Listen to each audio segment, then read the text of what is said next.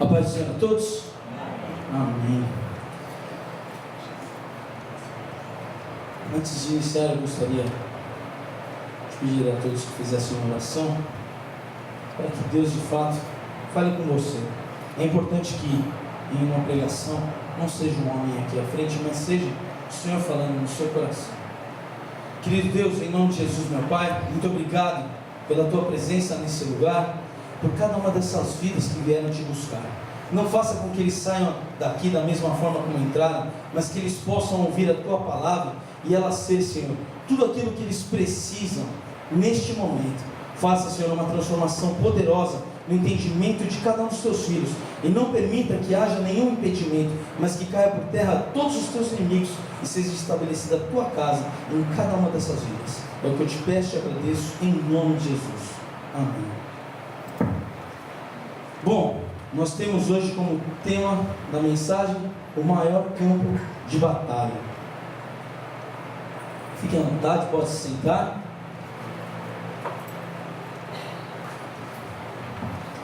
E eu gostaria de perguntar para vocês: onde vocês acham que é esse maior campo de batalha? Pode responder.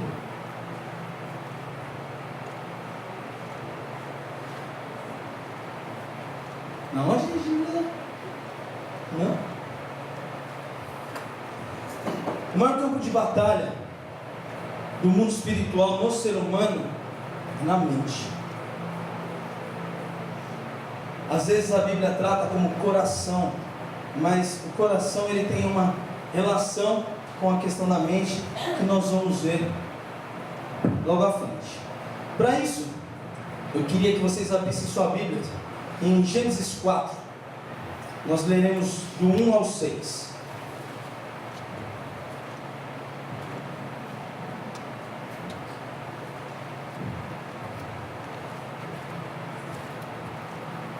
Diz assim a palavra: Adão teve relações com Eva, sua mulher, e ela engravidou e deu à luz a Caim. E disse ela: com o auxílio do Senhor tive um filho homem. Voltou a dar à luz, e desta vez a Abel, irmão dele. Abel tornou-se pastor de ovelhas e Caim agricultor. Passado algum tempo, Caim trouxe do fruto da terra uma oferta ao Senhor. Abel, por sua vez, trouxe as partes gordas das primeiras crias de seu rebanho. O Senhor aceitou com agrado Abel e sua oferta, mas não aceitou Caim e sua oferta. Por isso Caim se enfureceu e o seu rosto se transformou. O Senhor disse então a Caim: por que está furioso? Por que se transtornou o seu rosto? Se você fizer o bem, não será aceito, mas se não o fizer, saiba que o pecado o ameaça à porta. Ele deseja conquistá-lo, mas você deve dominá-lo. E aí é o seguinte: é interessante isso que Deus diz para Caim, que o pecado está à porta, batendo, mas ele que tem que dominar essa questão do pecado. Que porta é essa? Se nós formos lá no fundo, em Apocalipse 3:20, quem quiser abrir aí sua Bíblia, Apocalipse 3:20 diz assim: eis que estou à porta e bato. Se alguém ouvir a minha voz e abrir a porta, entrarei e cearei com ele e ele comigo. Quem disse foi Jesus. Então nós vemos que essa porta é uma porta no ser humano, do coração. Só que o coração está muito ligado mais na realidade à mente do que o órgão aqui dentro do peito que pulsa sangue. Eu queria que vocês imaginassem o seguinte: que vocês fossem a última pessoa do mundo. Não tem mais ninguém na face da terra, você é o último. E é o seguinte: você está inabilitado de se mover. Você não tem mais como sair do seu lugar. Seus membros não se movem mais. E além disso, você está mais do que isso. Você está mais ferido. Você não tem a capacidade nem de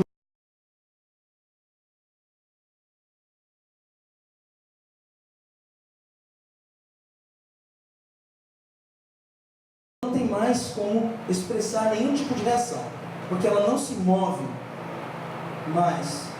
Não tem para quem expressar nenhum tipo de reação. Mas a mente ainda continua ativa e a janela do corpo está aberta. Então, a pessoa ainda pode ser colocada de várias formas com muitas coisas. Tudo aquilo que ela estiver vendo ao redor dela vai estar entrando em sua mente. E aí, então, eu queria que vocês vissem isso comigo. Existe uma coisa chamada cognição, que é o ato ou processo da aquisição do conhecimento que se dá através da percepção, atenção, memória, raciocínio, juízo, imaginação, pensamento e linguagem. Mas o mais interessante de tudo isso aqui é através da percepção. Aqui que eu queria que vocês tivessem mais atenção. A percepção, ela pode ser uma percepção direta ou indireta. Como isso? Quero que todos brinquem comigo aqui agora. Eu fiz essa brincadeira já tática, Fernando. Peguem sua mão, coloquem aqui assim, ó, do lado do seu rosto. E só olhem para mim, ok? Agora, vá descendo a mão, só olhando para mim.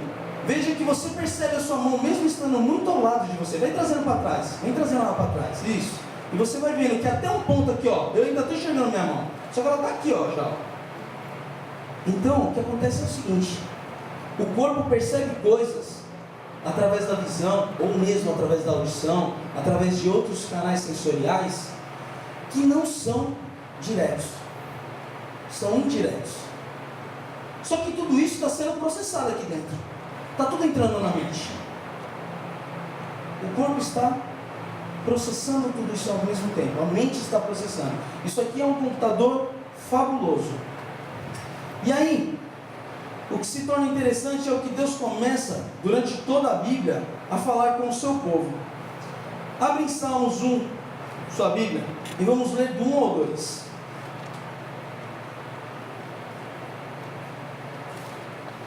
Diz assim: como é feliz aquele que não segue o conselho do ímpio, não imita a conduta dos pecadores, nem se assenta na roda dos zombadores. Ao contrário, sua satisfação está na lei do Senhor, e nessa lei medita dia e noite. Então ele medita, está na mente, pensando.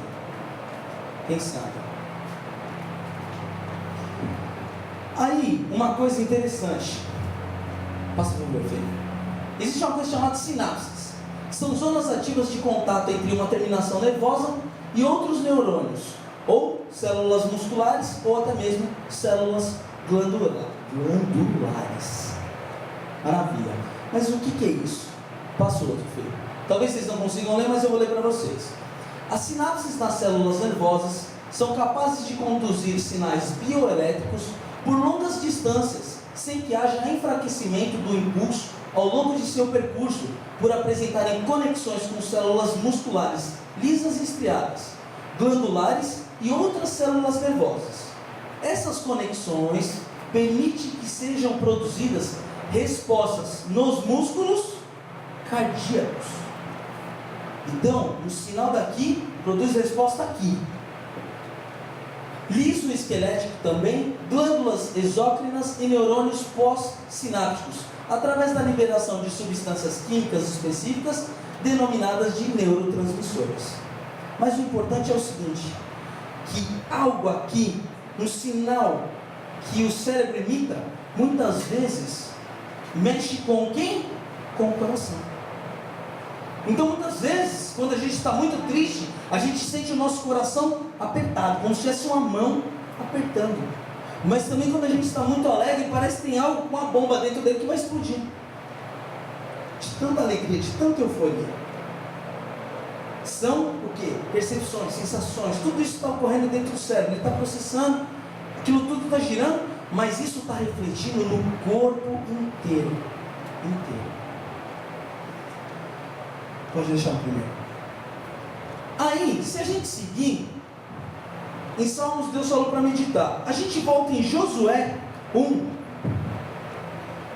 E ele diz assim no versículo 8. Deus falando para Josué: não deixe de falar as palavras deste livro da lei e de meditar nelas de dia e de noite, para que você cumpra fielmente tudo o que está escrito nela. Só então seus caminhos prosperarão e você será bem sucedido. De novo, Deus falando para alguém meditar dia e noite na sua palavra, na mente de novo. Aí, em Deuteronômio, vamos lá, vamos abrir comigo aí para vocês verem que interessante o quanto Deus se importa com o que a gente tem na nossa mente. Em Deuteronômio 6, do 4 ao 9, Deus diz assim: ouça, ó Israel, o Senhor, o nosso Deus, é o único Senhor. Ame o Senhor, o seu Deus, de todo o seu coração, de toda a sua alma e de todas as suas forças. Que todas essas palavras que hoje lhe ordeno estejam em seu coração. Ensine-as com persistência a seus filhos. Converse sobre elas quando estiver sentado em casa, quando estiver andando pelo caminho, quando se deitar e quando se levantar. Amarre-as como um sinal nos braços e prenda-as na testa. Escreva-as nos batentes das portas de sua casa e em seus portões. Olha que interessante. É um mandamento para que a gente tenha em todo o tempo a percepção da palavra de Deus. Eu olhei para lá, tem um versículo aqui. Eu olhei para a porta, está escrito no umbral. Aí eu pensei na palavra. Eu andei, conversei sobre a palavra. São uma bomba de informações, de percepções. E aí, não contente, em Deuteronômio 10, de novo é repetido isso. De 10, 16 ao 21. É dito assim: sejam fiéis de coração à sua aliança, e deixem de ser obstinados, pois o Senhor, o seu Deus, é o Deus dos deuses, soberano dos soberanos. Não, gente, errei. Desculpa.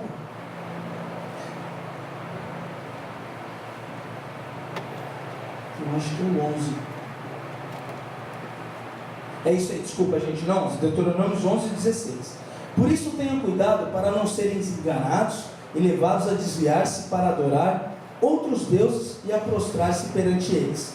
Caso contrário, a ira do Senhor se acenderá contra vocês, e Ele fechará o céu para que não chova e para que a terra não produza, e assim vocês logo desaparecerão da terra que é o que o Senhor está lhes dando.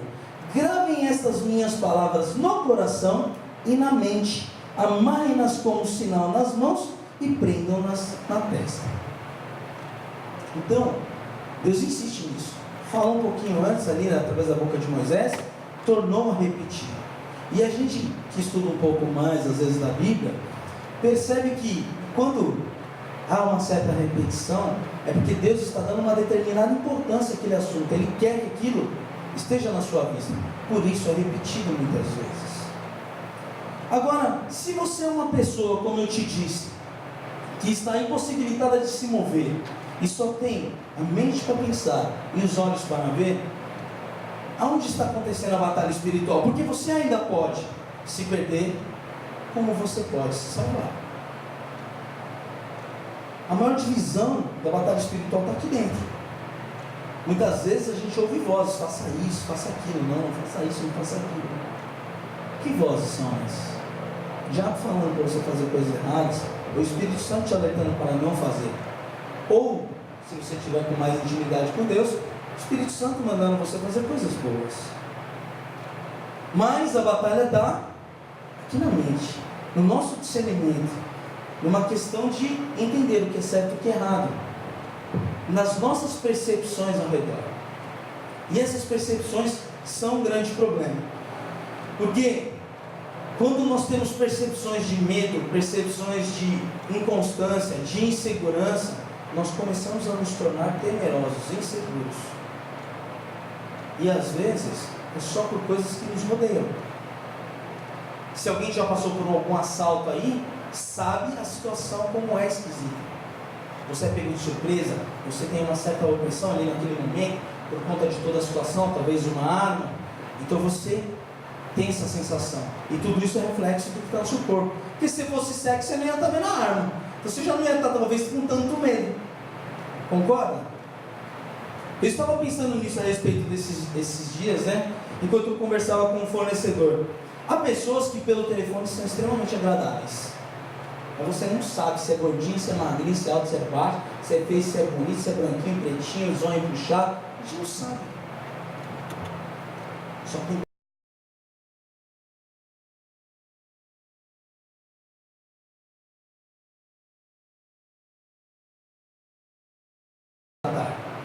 é a forma de tratar das pessoas. São questões sensoriais. A pessoa fala de uma forma mais ríspida, a pessoa fala de uma forma mais amena, uma forma mais carinhosa, menos carinhosa, mais atenciosa, menos atenciosa.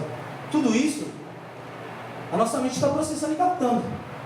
E está tendo reflexo no corpo em todo momento.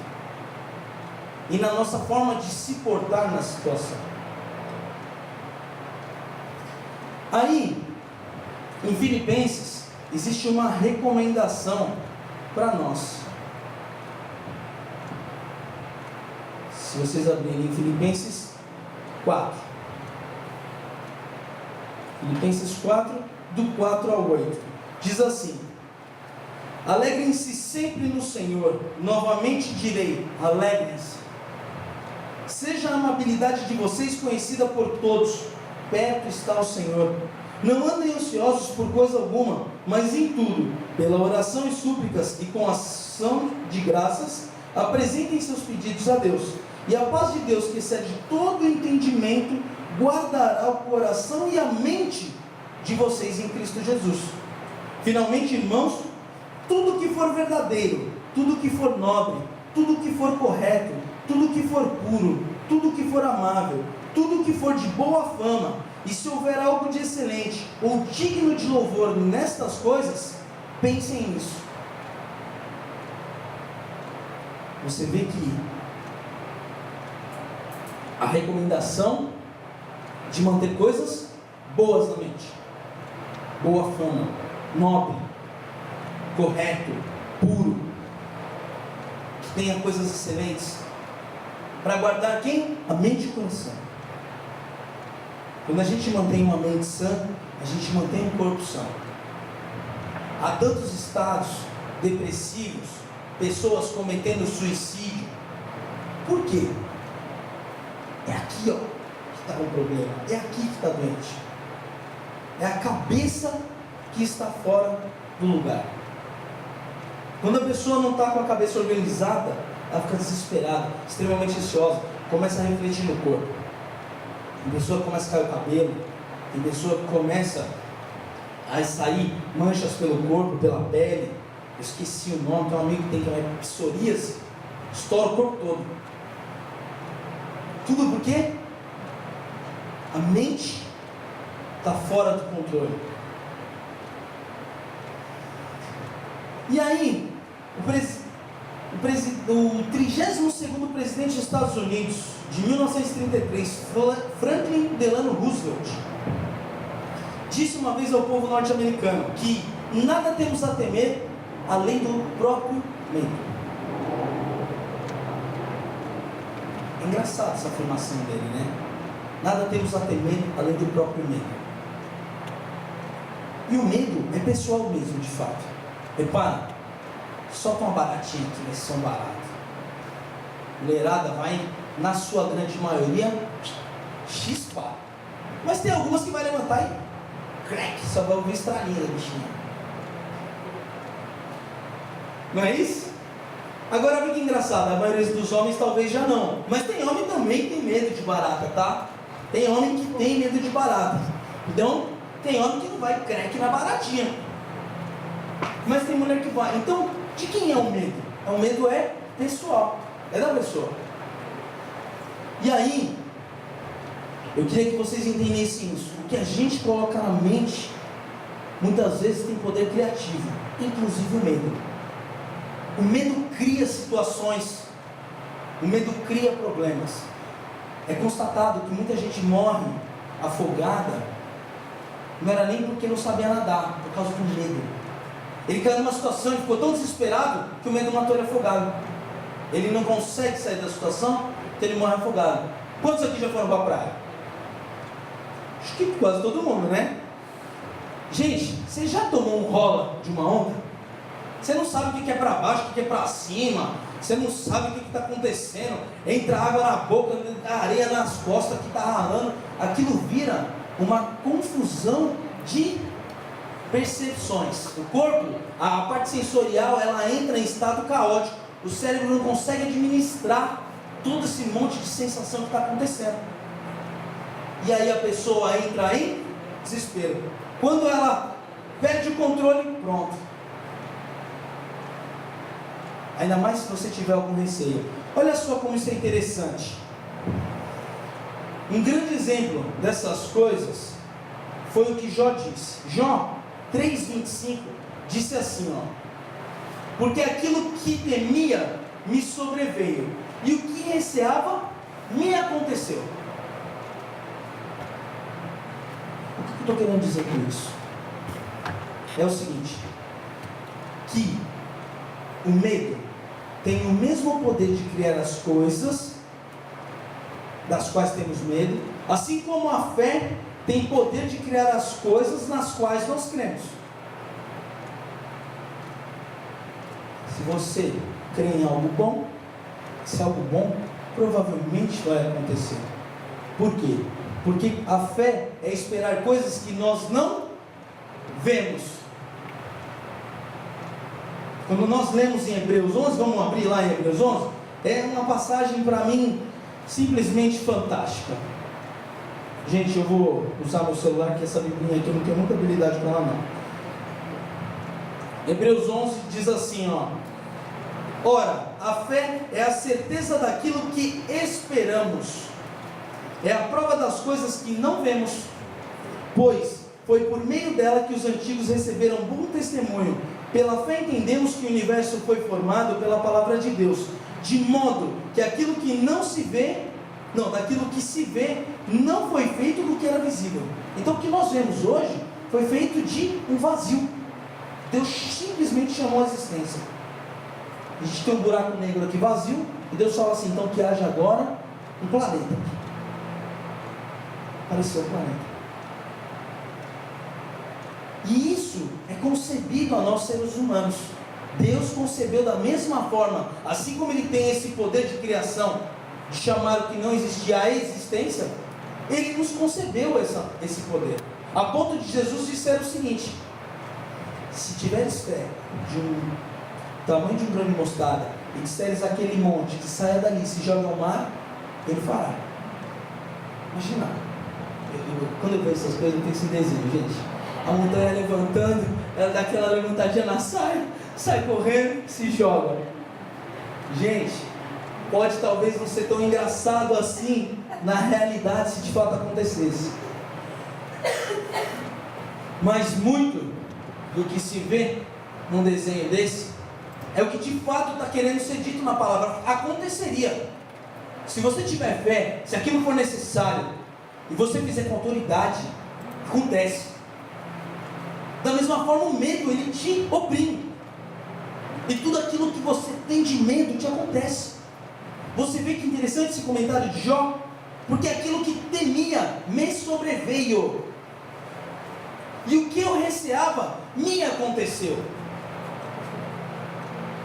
Agora, Jó não tinha isso aqui sequer de conhecimento da guerra espiritual que estava havendo. Nós não temos sequer a ideia do que agora está acontecendo no mundo espiritual, pela face da terra ou até aqui dentro. Só Deus conhece o que está acontecendo aqui no coração de vocês, na mente de vocês, como vocês estão entendendo tudo isso que eu estou dizendo, qual está sendo a percepção de cada um de vocês. Muitas vezes quando a gente sobe aqui, eu penso, será que eu estou sendo claro? Será que as pessoas estão de fato entendendo aquilo que eu tenho aqui dentro, na minha mente, no meu coração? Será que eu estou passando isso? Porque cada pessoa percebe de um jeito. As suas convicções, as suas experiências de vida, tudo aquilo que você passou como medo, como conquista, como realização, a pessoa que você é hoje, o status onde você vive, o local onde você vive, tudo isso te formou como um ser humano, te deu um caráter, um entendimento de mundo diferente. Essa visão de mundo que as pessoas têm, individuais, torna cada ser um ser exclusivo. E aí, pensando no que esse presidente disse, nada temos a temer além do próprio medo. Nós de fato temos que começar a encarar os nossos medos. O medo é só meu.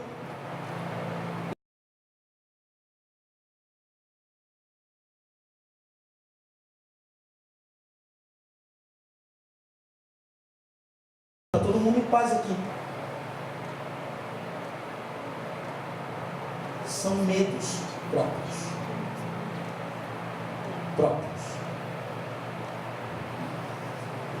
E aí, nós temos que começar a pensar o seguinte: se Deus começa a te contrapor com uma determinada situação, e essa situação te incomoda, ou até mesmo que fosse o inimigo, assim como foi permitido por Deus fazer na vida de Jó, qual é o primeiro pensamento que nós temos que ter para que nós possamos encarar a situação da melhor forma, para que nós possamos encarar a situação sem medo? Romanos 8:28. Alguém sabe de cor? Vamos ver se eu começar a ler, se vão saber. Vamos lá. Acho que todo mundo sabe. Sabemos que Deus age em todas as coisas para o bem daqueles que o amam, os que foram chamados de acordo com o seu propósito. Pois aqueles que de antemão conheceu também, os predestinou para serem conformes à imagem de seu Filho, a fim de que ele seja o primogênito entre muitos. E aos que predestinou também chamou, e aos que chamou também justificou, e aos que justificou também glorificou. E eu perdi o resto do texto.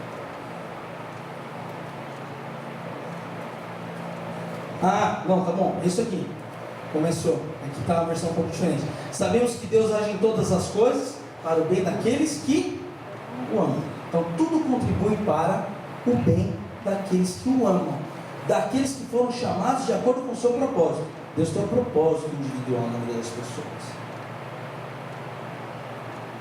Então, se tudo contribui para o bem, mesmo numa situação difícil, vai contribuir para o bem. Mas daqueles que foram chamados para o seu propósito. Agora, se você crê que Jesus de fato é o Senhor, que Ele é o Salvador da sua vida, você foi chamado para o propósito de Deus. Você foi chamado para esse propósito. Então, se a tua vida está um caos hoje, você não tem nada a temer.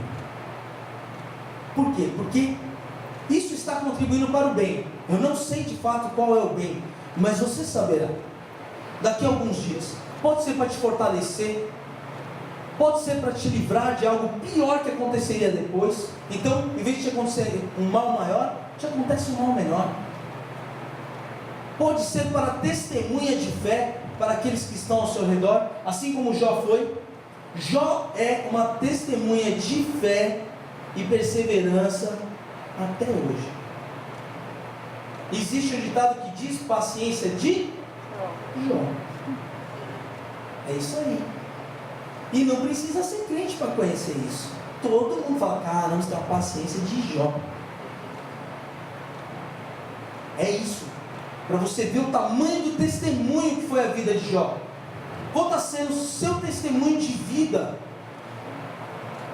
para essas pessoas que estão ao seu redor? O que será que Deus está fazendo na sua vida para que seja testemunho? Deus às vezes está movendo. Deus pode estar extremamente... Sua vida pode estar virada de ponta cabeça, assim como era de Jó, e Deus batendo no peito com todo orgulho. Está lá, ó. Olha que beleza, meu filho lá. Aquilo lá, sim, é uma mulher ou um homem bom e reto, que segue meus preceitos. Eita, menino bom, menina boa. Só que sua vida está de ponta cabeça, como a vida de Jó. Ele falou com todo orgulho: viste lá meu servo Jó? Homem bom, reto, íntegro, que se dizia do mal. Só que aí, foi ele falar isso, ó. Claro, a vida dele virou de ponta cabeça, o corpo dele virou ferida, do topo da cabeça à planta dos pés.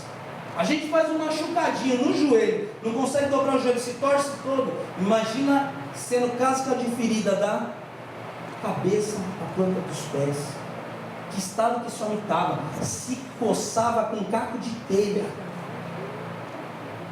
Porque você imagina aquela ferida, quando vão secando, vai dando uma coceira terrível, né? Imagina a coceira que ele não tinha, mas ao mesmo tempo doía. E aí sai aquele pus com aquele sangue, você se mexe, quebra, e vira aquela dor, aquele incômodo, coisa terrível. E por dentro ainda diz que eram somente tumores. Imagina câncer explodindo dentro de Jó. Mas o homem passou na prova, perseverante, reto, e está aí, exemplo para todos hoje. O que será que Deus está querendo de você com isso? Não se esqueça, a batalha está aqui, ó, na mente. Porque se você fosse aquela pessoa que eu te disse no início, imóvel, que não tivesse condição sequer de expressar, Deus ainda estaria medindo o que está aqui dentro. Está entrando por aqui e ainda está medindo aqui dentro. Você vai falar assim, mas como isso? Abre em 1 Samuel 16. 1 Samuel 16, versículo 7. Diz assim, ó: o Senhor disse a Samuel: não considere a sua aparência nem a sua altura, pois eu o rejeitei. O Senhor não vê como o homem. O homem vê a aparência, mas o Senhor vê o coração. Olha só, hein? Um profeta de Deus, um homem acostumado com as coisas de Deus, um homem acostumado com a voz do Senhor, foi lá para escolher um rei conforme Deus tinha orientado. E aí começa a entrar aqueles homens fortão, bonitão, tudo cheio de pinta e aparência. Só que ele falou: então é esse, Senhor. Não, rapaz, não é esse não. Não é esse que eu escolhi para ser o rei. Você está olhando com os olhos. Eu estou vendo, ó, o que tem aqui dentro, na cabeça desse rapaz aí, ó. E os pensamentos, a índole, o caráter dele não é bom. As intenções que passam por essa mente, por esse coração, não são boas. Não é isso que eu tenho escolhido. Será que o que Deus tem escolhido para a sua vida está certinho aqui dentro? Será que as nossas intenções, nossos pensamentos, nosso caráter está caminhando conforme o que Deus quer? Assim como ele via em Davi?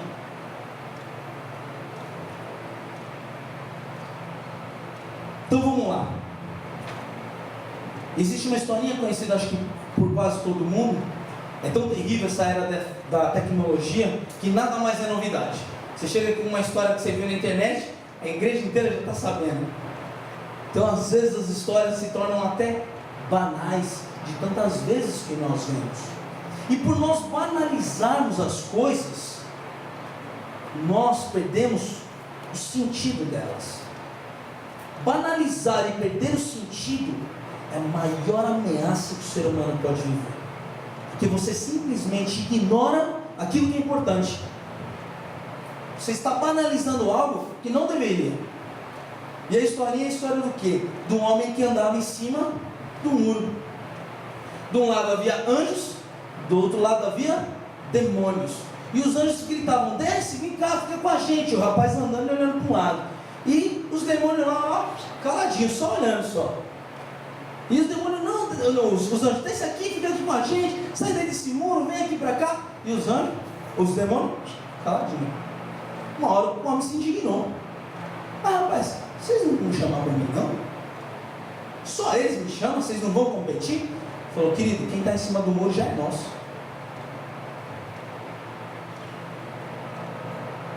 Quem está em cima do muro já é nosso. Aí você vai falar assim: Nilton, que respaldo que você acha na Bíblia para falar disso? Abre a sua Bíblia então. Você duvida? Abre sua Bíblia. Vamos ver se não fala mesmo. Apocalipse 3, 15 e 16.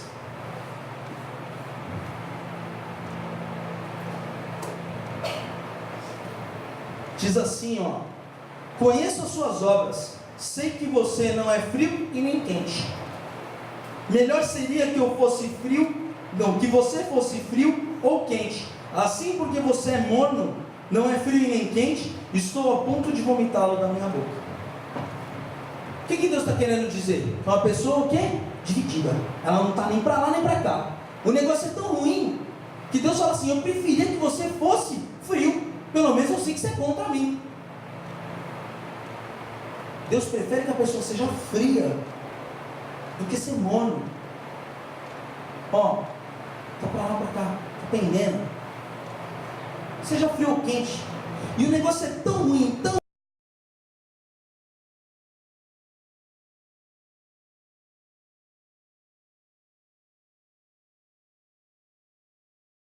sabe muito bem que é enjoo. Olha só o que uma pessoa morna causa em Deus: enjoo. Você se torna indigesto. Joga para dentro, cai mal. Quando cai mal, sobe aquele aguaceiro na boca, aquela coisa ruim no estômago começa a te apertar. Você vai embrulhando, você fala: não dá, ou eu corro para o banheiro, vai ser aqui mesmo. Você já está vendo para o serviço, de manhã, sei lá o que me aconteceu. Eu desci no metrô, eu falei: vou vomitar dentro do metrô, mas o negócio sobe, isso é uma avalanche, de repente, eu consegui respirar e segurar. Mas é algo horroroso, uma sensação horrorosa.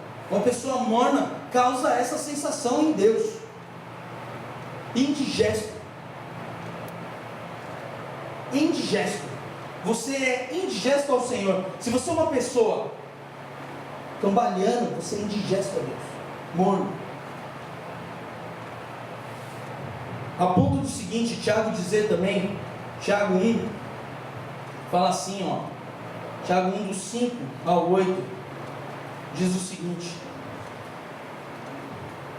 se algum de vocês tem falta de sabedoria, peça a Deus, que a todos dá livremente de boa vontade, e lhe será concedida.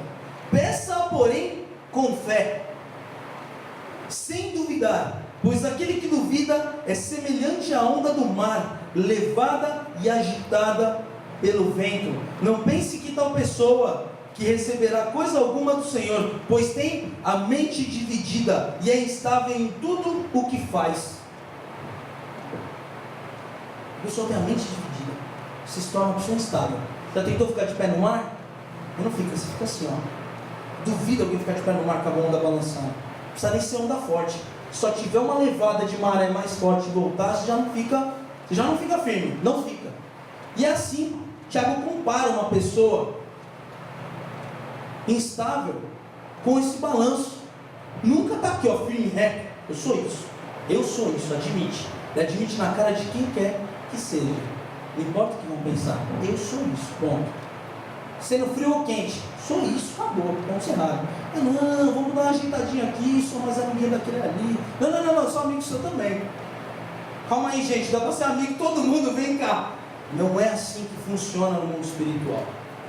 Não estou tratando aqui de uma questão física, estamos tratando aqui de uma questão espiritual. O mundo está em guerra por sua vida. O reino de Deus está em guerra contra o reino das trevas por sua vida. Você é o último habitante da terra. Não pode mais fazer nada a não ser pensar e ver. Onde está sua mente? Ela está dividida? Está instável? Será que vou? Será que não vou? Será que sou? Será que não sou? Instabilidade. E aí, Tiago falou isso, mas ele volta no capítulo 4 para falar o seguinte, no versículo 7 e 8. Portanto, submetam-se a Deus, resistam ao diabo e ele fugirá de vocês. Aproximem-se de Deus e ele se aproximará de vocês. Pecadores, limpem as mãos, e vocês que têm a mente dividida, purifiquem o coração.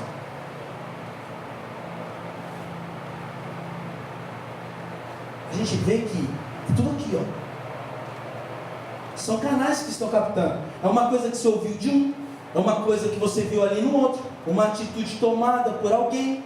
Você fala: poxa, o cara fez aquilo, ele se deu bem, vou fazer também. Só que às vezes você esquece de botar na balança e pesar. É de Deus ou não é de Deus? Deus concorda com isso que eu estou fazendo? Com isso que eu achei tão bacana? E daí que o cara levou lucro? Dinheiro a preço de sangue não serve para nada. Como diz no ditado, o que vem fácil, vai fácil.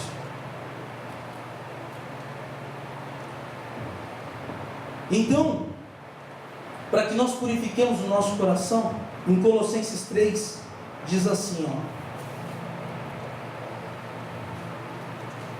do 1 ao 3. Portanto, já que vocês ressuscitaram com Cristo, todos aceitaram o Senhor, amém?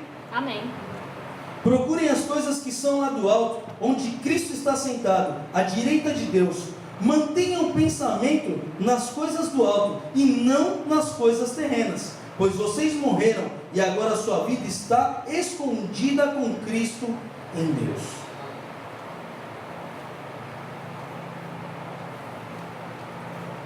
E aí você vai falar assim, mas eu tenho muita dificuldade nisso. Eu não sei qual é a sua dificuldade, mas todos temos uma fraqueza, uma dificuldade, um vacilo. Todos temos. Até mesmo onde está, quando você aponta um dedo para o erro da pessoa, tem 3 ao contrário. Porque você sempre lembrar, tem 3. E um para cima ainda, é verdade, ainda bota uma culpa em Deus. Qual foi a história que nós lemos inicialmente? História de Caim. E Deus falou, se fizer o que é bom, não será aceito? E foi essa pergunta de Deus para Caim. Mas olha só, que interessante, o que a Bíblia diz em 1 Coríntios, capítulo 2,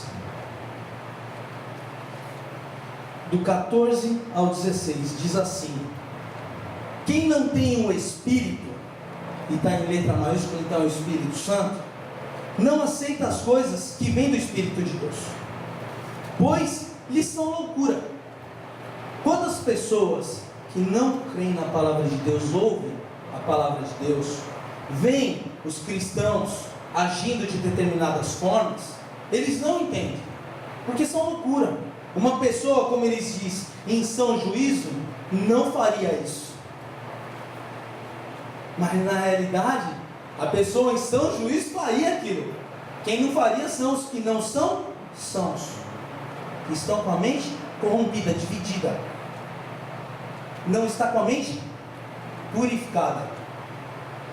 Como eu ouvi do pastor de uma música que existe, se malandro fosse malandro, como é que é?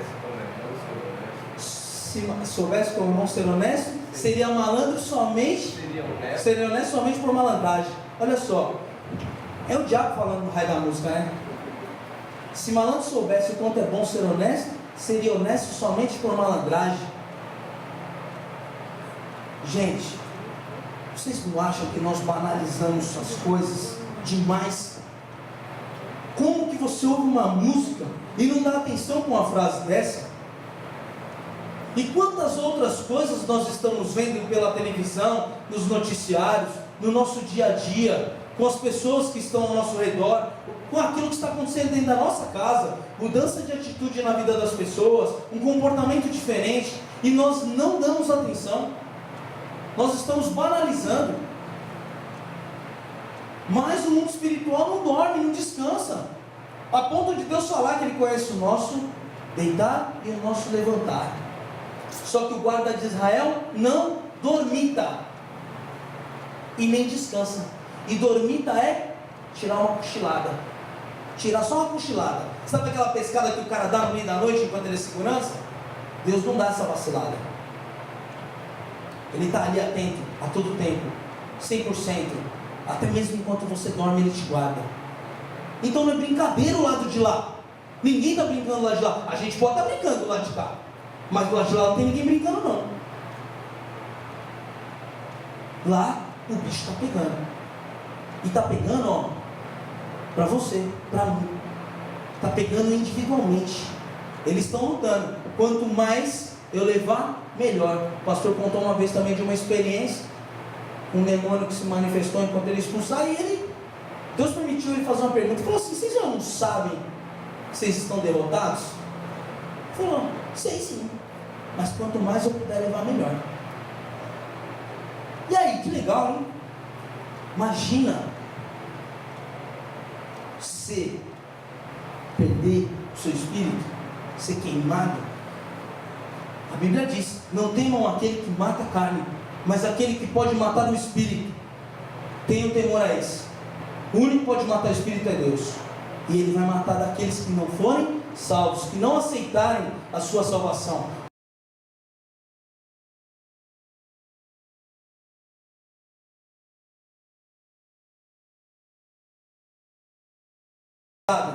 Aquilo que a gente tem feito, aquilo que a gente tem pensado, porque tudo começa aqui. Deus falou exatamente isso para Caim. Por que descaiu o teu semblante? Por que está furioso? Não é certo?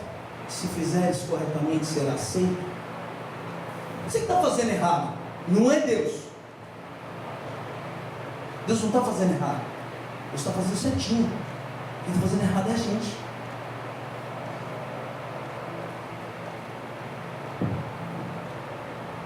E aí, em muitas conversas,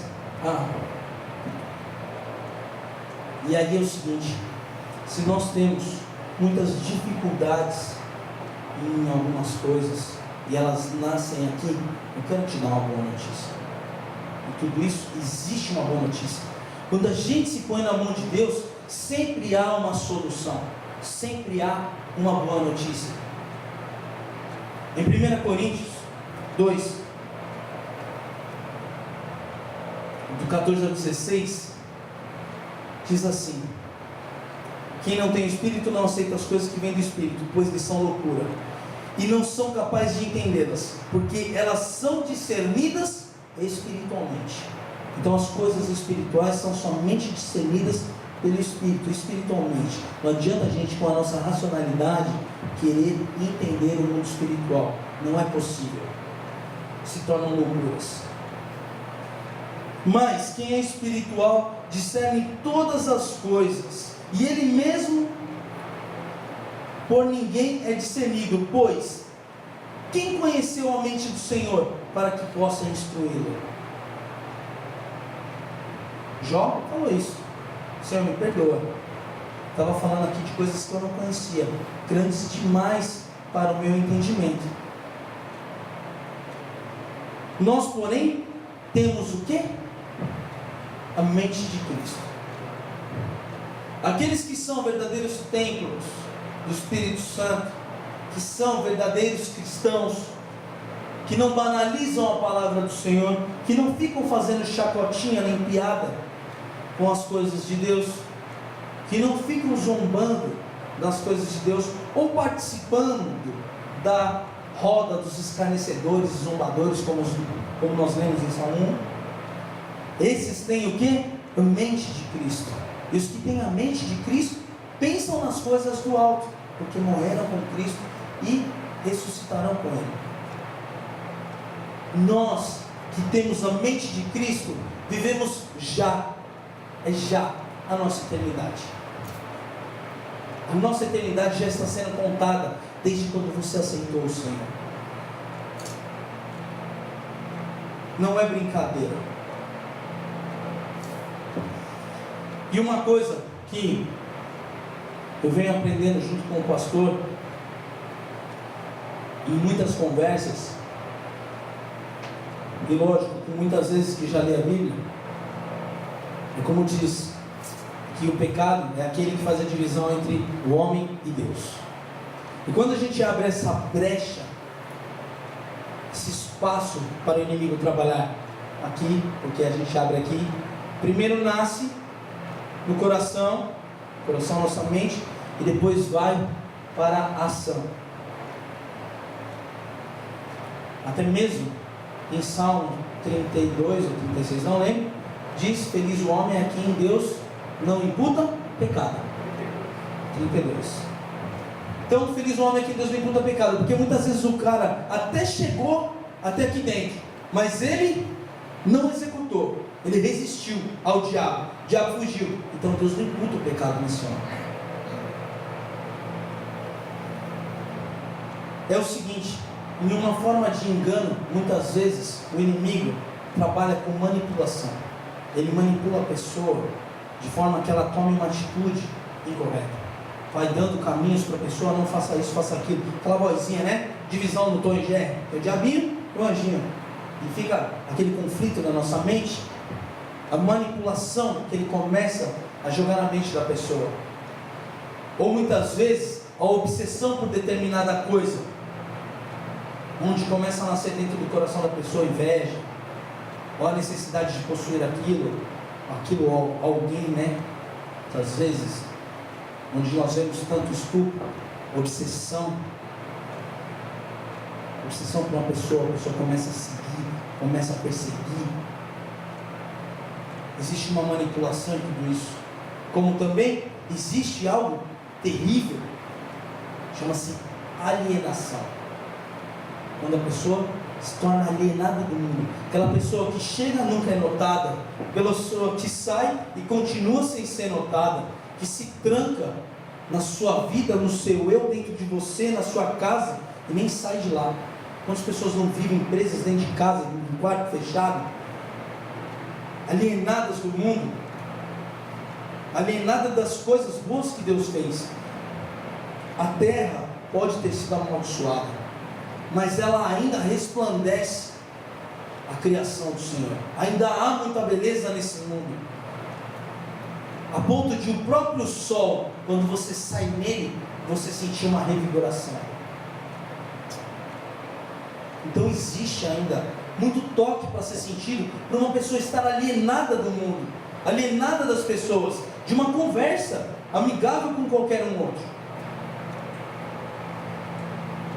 E isso vai piorando a ponto de pessoas oprimidas cometerem suicídio, se jogarem à frente de trens. Eu tenho uma amiga, que a mãe dela foi morar na Suíça, e lá existe encontro de 2 rios, eu não lembro o nome agora, mas ela falou que as águas são coloridas, tipo o Rio Negro e Solimões.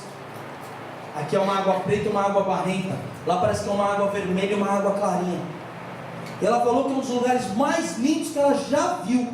Ela falou: Newton, é a coisa mais espetacular que eu já vi. Só que em cima dessa ponte é o maior índice de suicídio da Suíça. As pessoas sobem, ó. O que é isso? Isso aqui, ó. A pessoa está oprimida. Não vejo solução. Não há luz no fim do túnel. E quanto mais a gente se afasta de Deus, mais espaço a gente abre. A ponto de ver pessoas que cometeram assassinato e falar assim: não fui eu.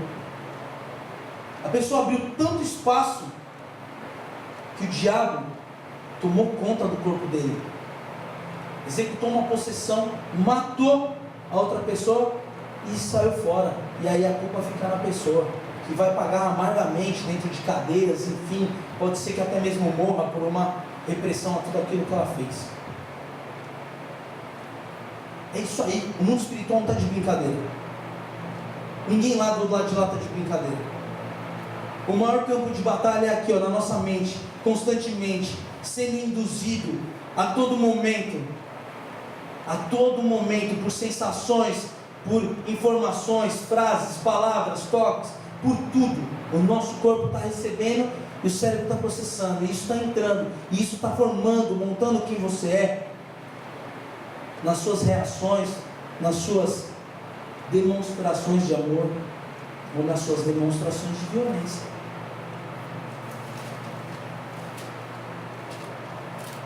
E eu tinha dito a respeito do medo. Fizeram uma experiência uma vez com um cavalo. Toda vez que tocava a campainha, espetavam ele. Ele dava um coice. A campainha tocou, espeta o cavalo, ele dava um coice. A mente do bicho foi se acostumando tanto com aquilo, que depois não espetava mais. Tocava a campainha, ele já dava o coice. Por quê? Sabia que ia tomar espetada. A mente do animal começou a se tornar oprimida. Medo. Medo. E o medo cria coisas, cria cenários, cria situações. Mas quem tem a mente de Cristo faz o inverso. Cria coisas boas. Se relaciona com Deus, recebe dons, cura pessoas. Dá uma palavra de ânimo, levanta e anda. Vamos, Deus está com você. Sai desse lugar. E a pessoa, de repente, clareia a vista, clareia a vida, ela se levanta, liberta as pessoas em nome de Jesus, faz feitos maravilhosos. Aqueles que me amam são os que guardam os meus mandamentos.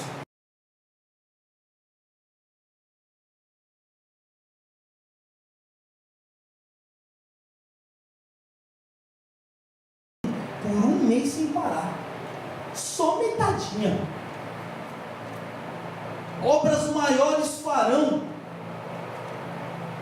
Que poder é esse? Que autoridade é essa? Mas está tudo aqui dentro, a ponto de Jesus ter elogiado aquele capitão. Nunca vi tamanha fé em Israel. Olha só que interessante, esse comentário parece não ser tão forte assim, mas quem conhecia o Deus verdadeiro? Só Israel. Era Israel que conhecia o Deus verdadeiro. Aquele centurião, ele era um pagão. Ele era um pagão, uma pessoa que não crê em Deus. E Deus disse que na casa dele, ele nunca viu tamanha fé. Que vergonha para o povo de Deus. Porque ele disse assim: Senhor, sou homem sujeito à autoridade, e quando dou ordem para um homem que vá, ele vai, e que vem, ele vem. Faço o mesmo, sua ordem será obedecida. Olha que discernimento. Deus é Deus do impor, ele não precisa vir até a minha porta. Dá ordem aí que resolve todo o negócio aqui. Deus falou, pois executou.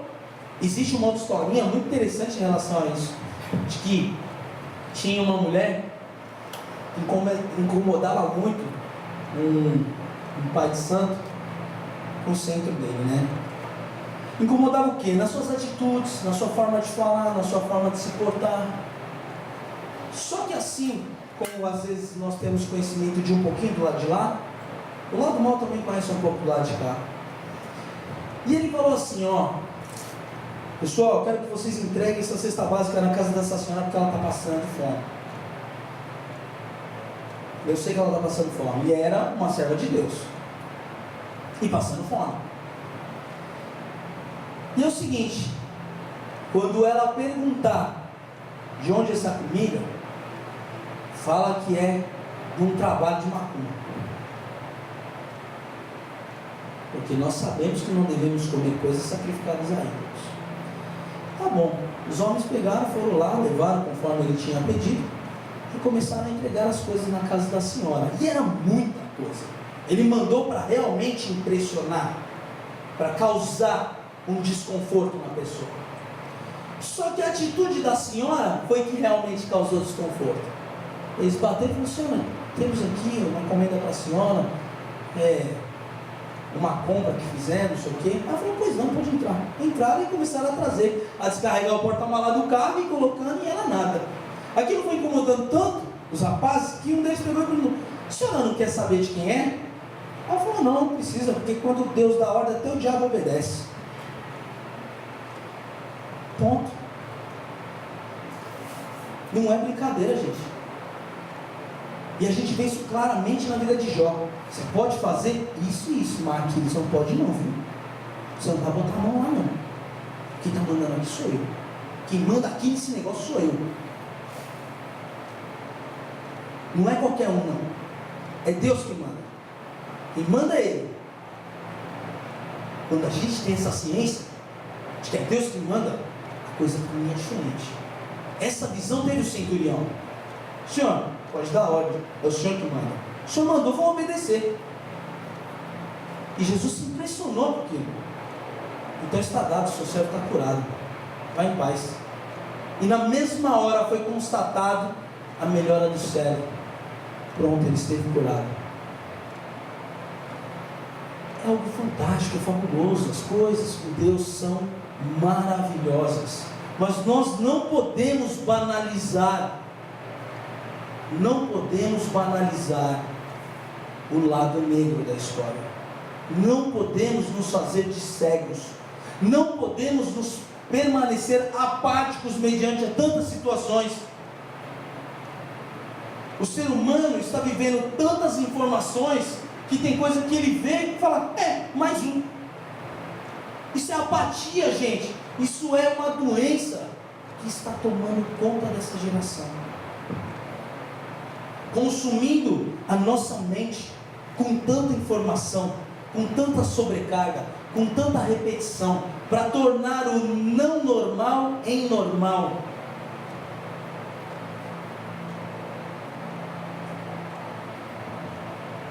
E aí, voltando ao que Jesus disse, eis que estou à porta e bato. Quem ouvir e abrir, entrarei e cearei com ele, e ele comigo. A nossa mente tem que ser a mente de Cristo. Nós que somos verdadeiros cristãos temos que ter a mente de Cristo. Não podemos temer. Temos que dizer, ainda que eu ande no vale da sombra da morte, mal nenhum temerei. Ainda que a figueira não floresça, que não haja fruto, que dos currais sejam arrebatados os gados, as ovelhas, enfim, um estado de fome, seca e destruição, eu me alegro e exulto no Deus da minha salvação. Isso é um posicionamento de um verdadeiro servo de Deus, que não importa a situação, não importa o mal que ele esteja passando, ele não teme porque sabe que quem manda é Deus, e tudo contribui para o bem daqueles que amam a Deus.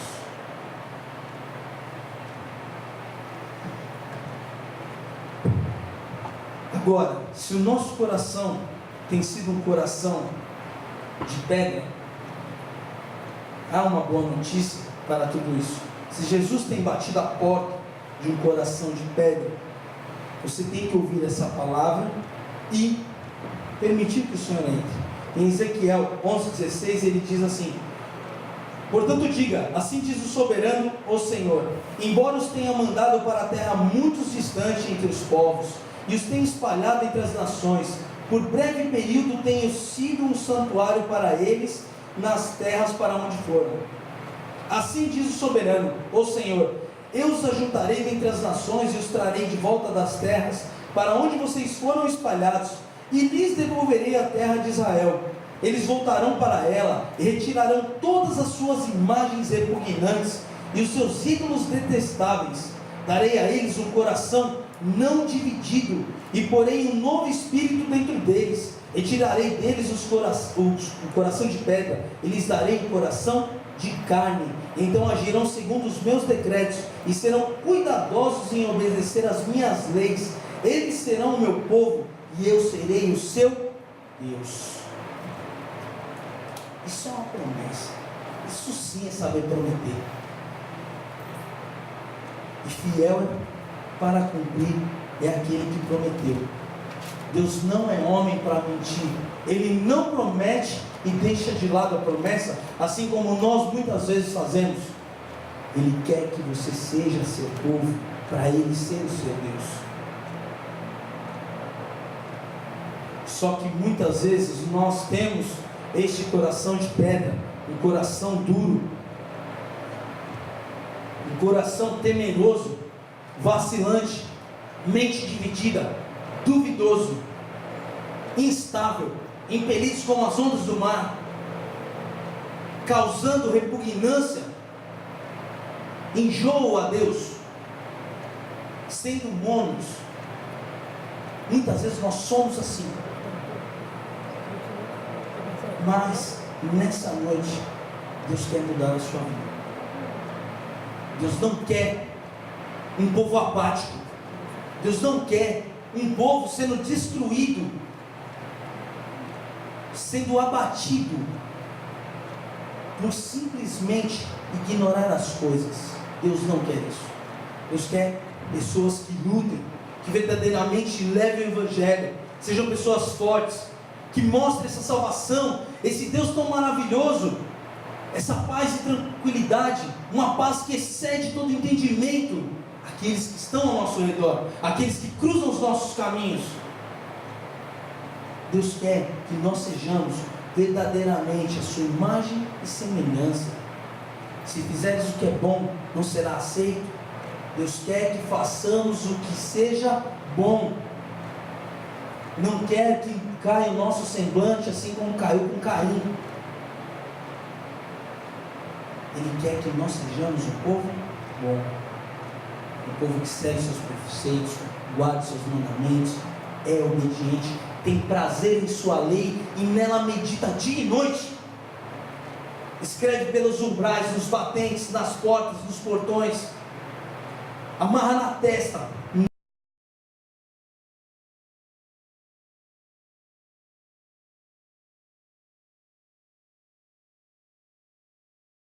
Aqui era somente para mim uma questão de ênfase em como viver, realmente concentrado na palavra de Deus. Mas eu me surpreendi o dia que cheguei na casa dela e eu achei pela casa inteirinha, não tem lugar que não tenha, dentro do banheiro, dentro do lavabo, dentro dos quartos, dentro da sala, pelo corredor de passagem, dentro da cozinha, em todo lugar.